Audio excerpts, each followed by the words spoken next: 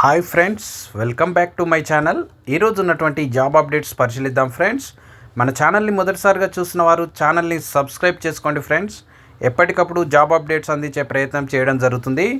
మీ friends అవసరం ఉన్న వారికి కూడా షేర్ చేస్తే వారికి కూడా యూజ్ఫుల్గా ఉండే అవకాశం ఉంది. ఈరోజు ఎండ్ వరకు చూసే ప్రయత్నం చేయండి, ఎందుకంటే ఎన్నో అప్డేట్స్ కవర్ కావడం జరిగింది. ఇక ముందుగా జీపీఓ పోస్టుల పైన గందరగోళం అంటూ ఒక వార్త రావడం జరిగింది వెలుగు న్యూస్ పేపర్లో. జీపీఓ పోస్టులపై గందరగోళం, పాత విఆర్ఓ విఆర్ఏల నుంచి రాత పరీక్ష ద్వారా 3,550 మంది ఎంపిక, మిగిలిన మరో 7,404 పోస్టులను డైరెక్ట్ రిక్రూట్ చేయాలని గతంలో ప్రతిపాదనలు. అయితే ఇప్పుడు రెవెన్యూ నుంచే సర్దుబాటు చేయాలని ఆయా రెవెన్యూ సంఘాల ఒత్తిడి చేస్తున్నాయంటూ వార్త రావడం జరిగింది. అయితే గతంలో 10,954 మొత్తం జీపీఓ పోస్టులకు ముందుగా ఆప్షన్స్ ఎంపిక చేసి గతంలో విఆర్ఓగా పనిచేసిన వారి నుంచి ఆప్షన్స్ స్వీకరించి వారికి టెస్ట్ ద్వారా ఎంపిక చేయగా 3,550 మంది ఎంపిక కాగా మిగతా పోస్టులను మరి టీజీపీఎస్సీ ద్వారా డైరెక్ట్ రిక్రూట్మెంట్ చేయాలని గతంలో ప్రభుత్వం భావించింది. అయితే ప్రస్తుతం ఆ మిగిలిన పోస్టులను కూడా రెవెన్యూ డిపార్ట్మెంట్ నుంచే ఎంపిక చేయాలని ఆయా సంఘాలు ఒత్తిడి చేస్తున్నట్టు వార్త రావడం జరిగింది. మరి దీనికి నిరుద్యోగులు ఆందోళన వ్యక్తం చేస్తున్నారు. ఆ 7,500 పోస్టులను డైరెక్ట్ రిక్రూట్మెంట్ చేయాలని మరి మన ఛానల్ కూడా డిమాండ్ చేస్తూ ఉంది. మిత్రులారా, చూద్దాం. కొత్తగా మంజూరు చేసిన జీపీఓ పోస్టుల భర్తీపై గందరగోళం నెలకొంది. మొత్తం 10,954 పోస్టులను భర్తీ చేయాలని ప్రభుత్వం నిర్ణయించగా పాత విఆర్ఓ విఆర్ఏల నుంచి రాత పరీక్ష ద్వారా ఇప్పటికే 3,550 మందిని ఎంపిక చేశారు. మిగిలిన 7,404 పోస్టులను డైరెక్ట్ రిక్రూట్మెంట్ ద్వారా భర్తీ చేయాలని మొదట ప్రతిపాదనలు ఉన్నప్పటికీ ఇప్పుడు రెవెన్యూ శాఖ నుంచే సర్దుబాటు చేయాలని రెవెన్యూ ఉద్యోగ సంఘాలు ఒత్తిడి తెస్తున్నాయి. దీంతో కొత్త ఉద్యోగాల కోసం ఎదురు చూస్తున్న నిరుద్యోగుల్లో ఆందోళన నెలకొంది. అసలు మిగిలిన పోస్టుల భర్తీ ఎలా జరుగుతుందన్న దానిపై స్పష్టత కొరబడింది. జూన్ 2 నుంచి 35% గ్రామాల్లో మాత్రమే జీపీఓల సేవలు అందుబాటులోకి రానున్నాయి. మిగిలిన 65% గ్రామాలకు జీపీఓలు అందుబాటులో ఉండరు. దీంతో వాళ్ళను ఎలా సర్దుబాటు చేస్తారో అన్న ఆసక్తి నెలకొంది. వాస్తవానికి గ్రామాల్లో రెవెన్యూ వ్యవస్థ పునరుద్ధరణకు ప్రభుత్వం గ్రామ పరిపాలనాధికారి పోస్టులను క్రియేట్ చేసింది. మొత్తం 10,954 పోస్టులు అవసరమని అంచనా వేయగా ఈ పోస్టుల భర్తీ పైన సందిగ్ధత నెలకొన్నదని మరి వార్త రావడం జరిగింది. మారిన రెవెన్యూ ఉద్యోగుల స్వరం. గ్రామ పరిపాలనాధికారి పోస్టులో సగం పోస్టులను డైరెక్ట్ రిక్రూట్మెంట్ పద్ధతిలో భర్తీ చేసి మిగిలిన సగం పోస్టులను వివిధ శాఖల్లో అడ్జస్ట్ చేసిన విఆర్ఓ విఆర్ఏల నుంచి తీసుకోవాలని మొదట సర్కార్ భావించింది. మధ్యలో సర్వీస్ విషయంలో వ్యతిరేకత రావడంతో మొత్తం పోస్టులను డైరెక్ట్ రిక్రూట్మెంట్ ద్వారానే భర్తీ చేయాలనే నిర్ణయానికి వచ్చింది.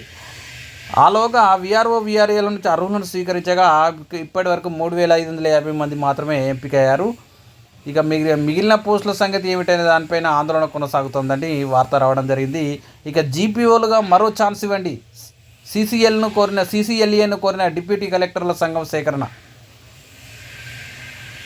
వివిధ కారణాలతో జీపీఓ పరీక్షకు హాజరైనా కూడా సరిగా రాయని పూర్వ విఆర్ఓ విఆర్ఏలకు మరో ఛాన్స్ ఇవ్వాలని డిప్యూటీ కలెక్టర్ల సంఘం రాష్ట్ర అధ్యక్షులు వి లచ్చిరెడ్డి, కె రామకృష్ణ, తెలంగాణ తహసీల్దార్స్ అసోసియేషన్ రాష్ట్ర అధ్యక్ష కార్యదర్శులు ఎస్ రాములు, రమేష్ పాకా వీళ్ళు కోరడం అంటే హాజరు కాని వాళ్ళు, హాజరైనా కూడా కనీసం 35 మార్కులు రాని వాళ్ళు కూడా మాకు మరి జీపీఓలుగా ఛాన్సులు ఇవ్వాలని కోరుతూ ఉన్నారు. ఇక్కడనేమో పీజీలు పిహెచ్డీలు చేసిన వాళ్ళేమో వాళ్ళకేమో నోటిఫికేషన్ వేయకుండా ఇట్లా ఇది ఎంత దారుణమో ఒకసారి ఆలోచించాలి. జీపీఓలుగా మరో అవకాశం ఇవ్వండి. జీతాలేవి సారు, అవుట్సోర్సింగ్ సిబ్బంది వెతలు, జీతం అడిగితే కాంట్రాక్టర్ల బెదిరింపులు, వైద్య విధాన పరిషత్తులు 4 నెలలుగా ఇబ్బందులు, పిల్లల ఫీజులు కూడా కట్టే పరిస్థితి లేదని ఆవేదన. అసలే బడుగు బలహీన వర్గ పేదలు కష్టపడి నెల వచ్చే జీతంతో కుటుంబాన్ని పోషించుకోవచ్చని వారి ఆశ. అయితే జీతం ఇవ్వకపోగా అడిగితే బెదిరింపులకు పాల్పడుతున్న వ్యవహారం తెలంగాణ వైద్య విధాన పరిషత్లో సర్వసాధారణంగా మారింది. 4 నెలలుగా జీతాలు లేక ఇల్లు గడవడం కష్టంగా ఉందని, కాంట్రాక్టర్లను జీతం అడిగితే ఇచ్చినప్పుడు తీసుకోవాలని, లేదంటే మీ స్థానంలో వేరే వాళ్ళు ఉంటారని దౌర్జన్యాలకు పాల్పడుతున్నట్లు అవుట్సోర్సింగ్ సిబ్బంది వాపోతున్నారు. మే నెల ముగిసిపోయిందని జీతాలు ఇవ్వకుంటే పిల్లల స్కూల్ ఫీజులు కూడా కట్టే పరిస్థితి లేకుండా పోతుందని వారు ఆవేదన వ్యక్తం చేస్తున్నారు.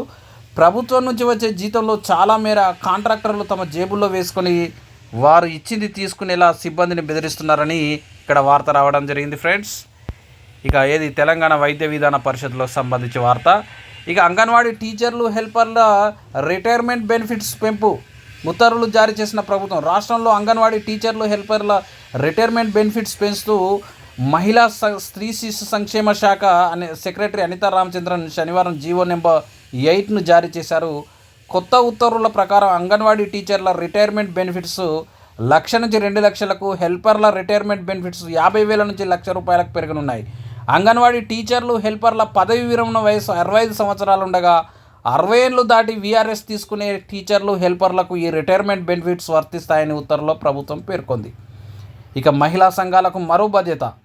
టీ-ఫైబర్లోని 3,000 యూనిట్ల అప్పగింత, కేబుల్ ఆపరేటర్లుగా అవకాశం ఇస్తూ ప్రభుత్వ నిర్ణయం. రాష్ట్రంలోని మహిళా సంఘాలకు ఆర్థిక సాధికారత సాధించే దిశగా నడిపించేందుకు ప్రభుత్వం మరో ముందడుగు వేసింది.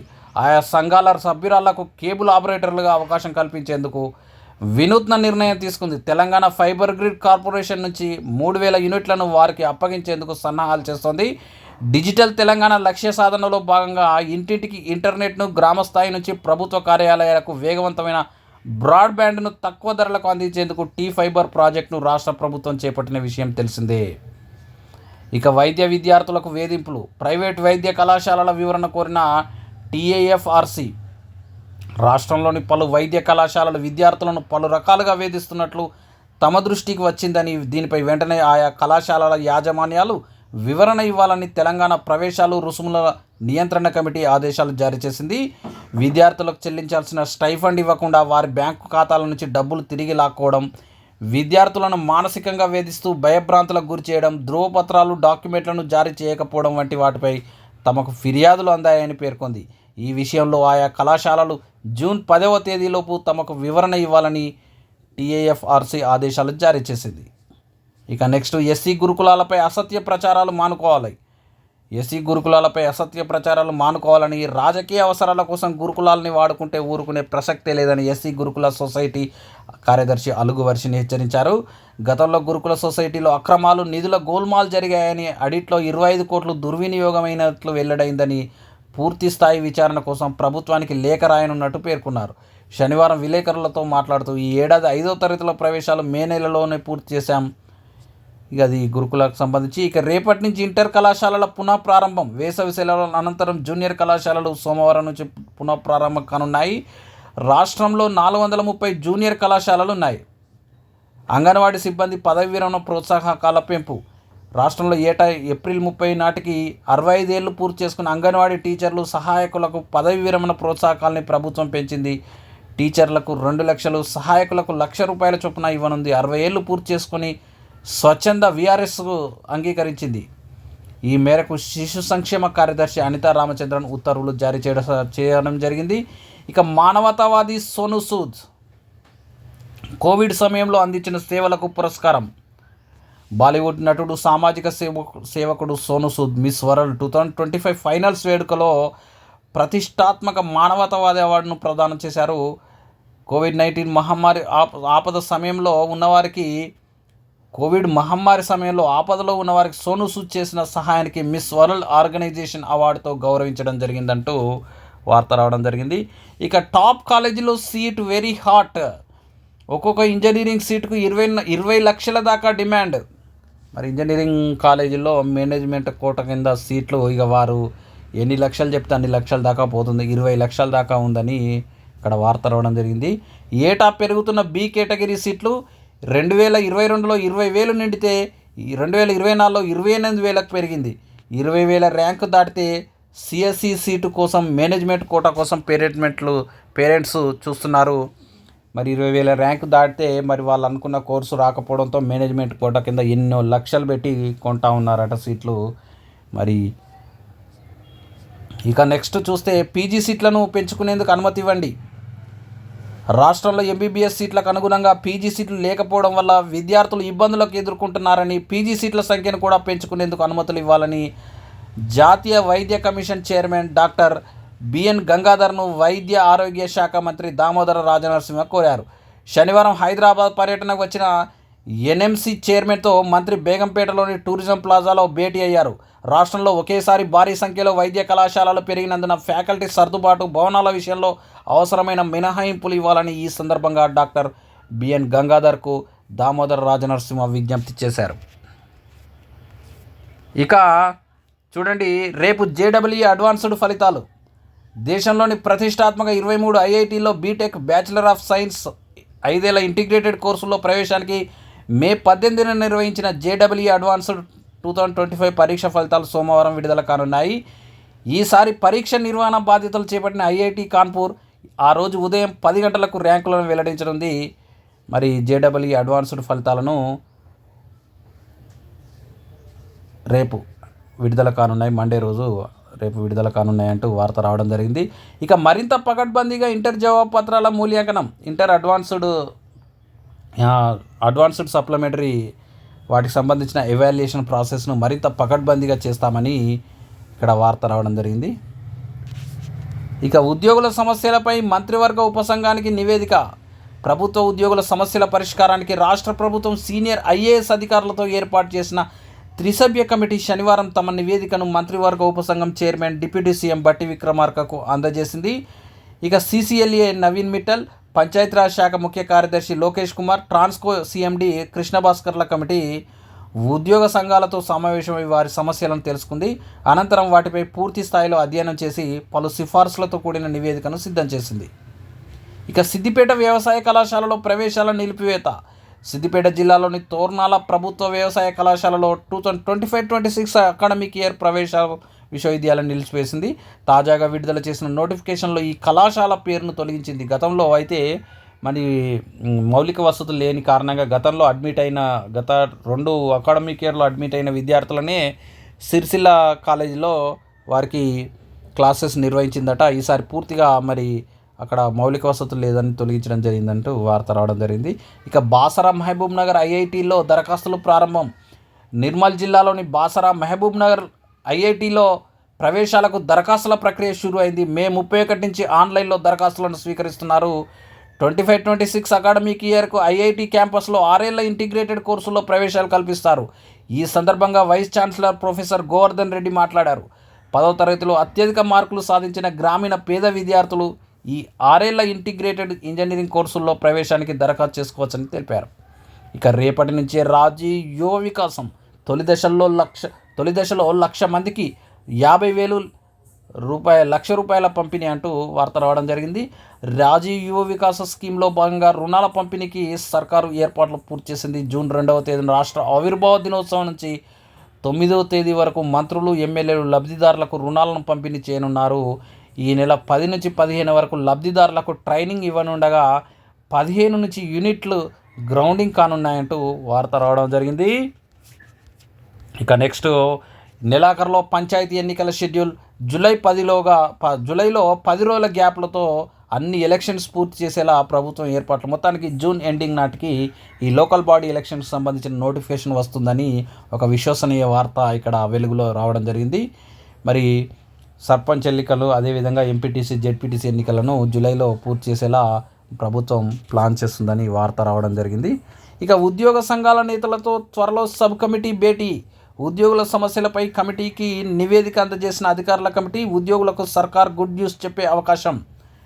ఉద్యోగుల సమస్యలకు త్వరలో పరిష్కారం లభించే అవకాశం కల్పిస్తుంది. ఉద్యోగ, ఉపాధ్యాయ, కార్మిక, పెన్షనర్ల సమస్యల పరిష్కారానికి ప్రభుత్వం ఏర్పాటు చేసిన 3 అధికారుల కమిటీ డిప్యూటీ సీఎం బట్టి విక్రమార్క, మంత్రి పొన్నం ప్రభాకర్, ప్రభుత్వ సలహాదారు కె కేశవరావులతో కూడిన సబ్ కమిటీ శనివారం ప్రజాభవన్లో కలిసి నివేదికను సమర్పించింది.